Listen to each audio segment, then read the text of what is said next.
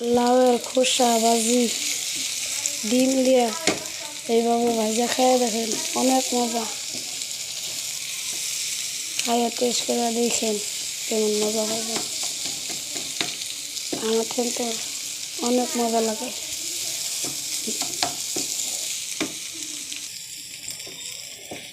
এই স্বাদের একটা ভাজি। কিছু ধনিয়া পাতা দিলে আরো মজা হইতো। আমার খোসা ভাজি কমপ্লিট। এখন নামিয়ে নেব। গরম গরম খাইতে বলে একটু বেশি লাগতো। এখন তো খাবো না, দেরি হবো খাইতে। খাইতে দেরি হবো, এখন এটাই থাকবো, বাড়িতে নিব না, নামাবো না।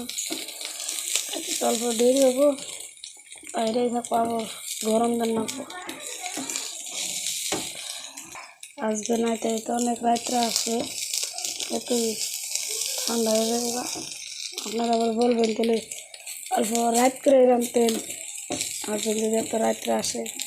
আবার ওই দুটো ছেলে মেয়ে আছে, ওদেরকে আবার সকাল সকালে খাইতে দিতে হবে। ওরা না খেয়ে ঘুমাইবো, যার রান্না সকালে রান্না।